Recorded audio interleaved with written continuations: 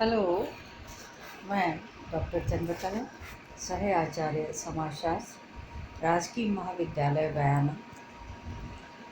मैं BA part third के सभी विद्यार्थियों के बीच उपस्थित हूँ। बच्चों, आज हम आपके फर्स्ट पेपर के फर्स्ट यूनिट के नौकरशाही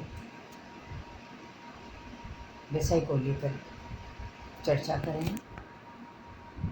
आज हम समझेंगे कि नौकरशाही क्या है और इसी विषय की व्याख्या करेंगे।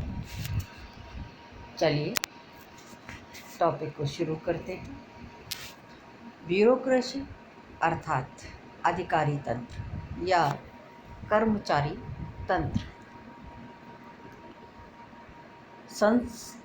संस्तरणात्मक प्रकार का एक संगठन है। इट मीन्स इसमें स्तर हैं, संस्तरण हैं। इसके अंतर्गत बृहद स्तर पर प्रशासकीय कार्यों को युक्ति संगतता और औपचारिकता के आधार पर संपादित करने के लिए पिरामिडीय रूप से व्यक्तियों के कार्यों का समन्वय किया जाता है। ये इसका जो संचालन है वो सीढ़ी नुमा व्यवस्था के रूप में किया जाता है। कुछ लोग नीचे, फिर उसके बाद, फिर उसके ऊपर, फिर उसके ऊपर, इस तरह से ये अधिकारी तंत्र का संगठन बनाया जाता है। परिवार को छोड़कर लगभग सभी संस्थाओं के कार्य कर्मचारी तंत्र के द्वारा किए जाते हैं। यानी परिवार नाम की जो संस्था है उससे अलग हटा दें, बाकी समाज की जितनी संस्थाएं हैं वो सब इसी तंत्र के माध्यम से अपने अपने कार्य संपादित करती है। यह पद्धति सामान्यतः वहाँ उत्पन्न होती है जहाँ बहुत से व्यक्तियों की क्रियाओं में समन्वय स्थापित करने की आवश्यकता पड़ती है। इस शब्द का प्रयोग प्रशासन के कार्यकलापों और कार्य पद्धतियों दोनों के लिए किया जाता है। बहुधा जब कभी इस शब्द का प्रयोग अधिकारी तंत्र की अक्षमता और उनके द्वारा शक्ति के दुरुपयोग के अर्थ में किया जाता है, तब इसके भ्रष्ट अर्थ में नौकरशाही कहकर लांछित किया जाता है। यानी ब्यूरोक्रेसी को दूसरे अर्थ में लोग जानते हैं। इस शब्द का सर्वप्रथम प्रयोग संभवतः अर्थशास्त्री विंसेंट द गोर्ने द्वारा 19वीं शताब्दी में राज्य द्वारा बढ़ते हुए हस्तक्षेप को इंगित करने के लिए किया गया। तो बच्चों, ये चीज़ आपको समझ में आई कि शब्द का सर्वप्रथम प्रयोग 19वीं शताब्दी में हुआ है और एक प्रसिद्ध अर्थशास्त्री हैं विंसेंट द गोर्ने, उन्होंने किया है। और उन्होंने किया क्यों था? क्योंकि राज्य का हस्तक्षेप बहुत बढ़ रहा था, उसको इंगित करने के लिए इसका प्रयोग किया। बाद में अनेक यूरोपीय लेखकों ने इस शब्द का प्रयोग इस प्रकार किया और ऐसी ही दशाओं के वर्णन करने के लिए किया था। अब आगे बढ़ते हैं थोड़ा, और सन 1895 में मोजाका की पुस्तक है दार्जिलिंग क्लास के प्रकाशन के बाद इस शब्द ने एक स्थायी रूप ग्रहण कर लिया। किंतु इसे वर्तमान अर्थ एवं संदर्भ में सजाने और संवारने का जो श्रेय जाता है ना, वो प्रसिद्ध समाजशास्त्री मैक्स वेबर को जाता है। मैक्स वेबर फ्रांस के समाजशास्त्री हैं। मैक्स वेबर ने इस पद को अपने बहुप्रचलित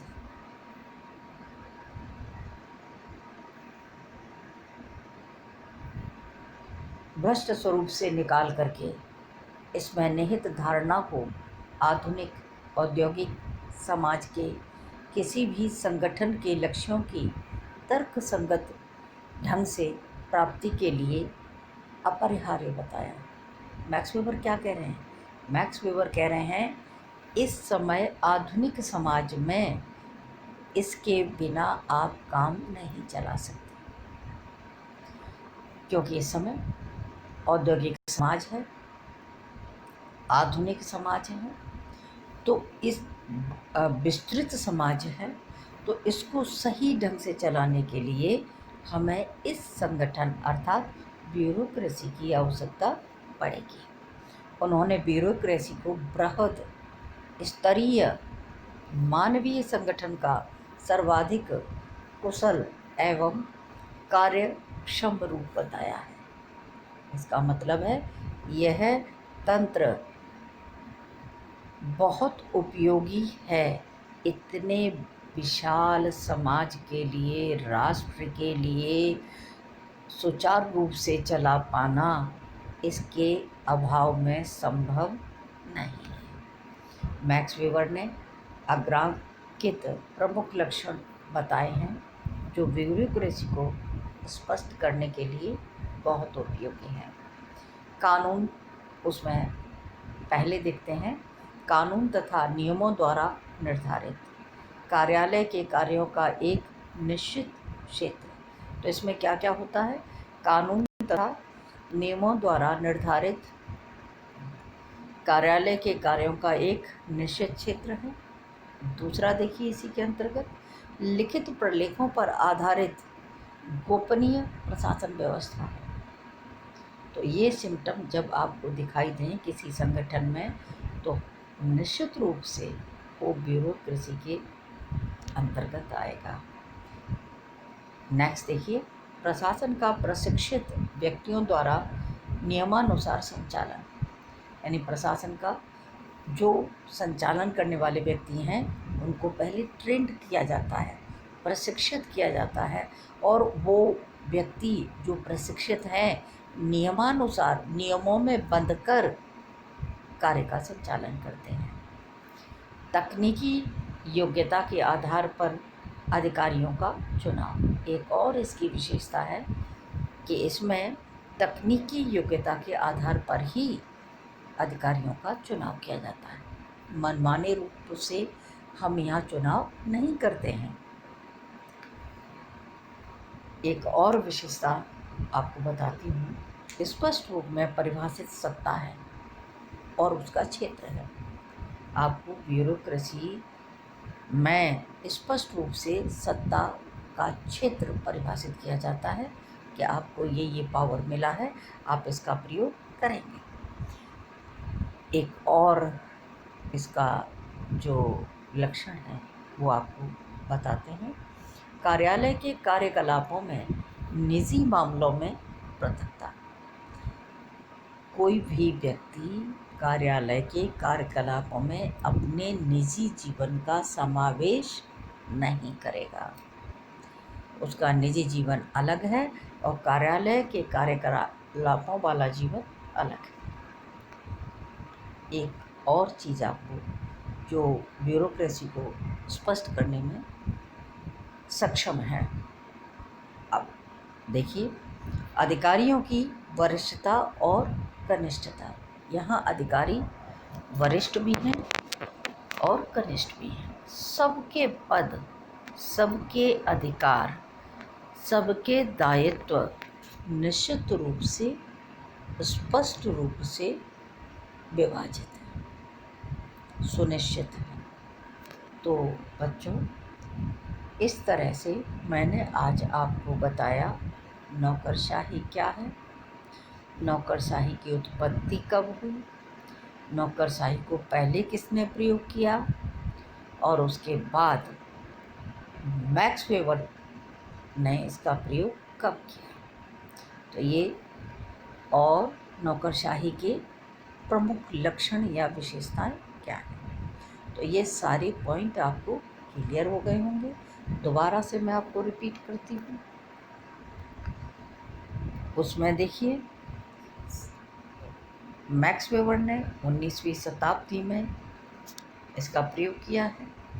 उस मैक्स वेबर से पहले एक अर्थशास्त्री इसका प्रयोग कर चुके थे, वो थे विंसेंट दी गोर्ने।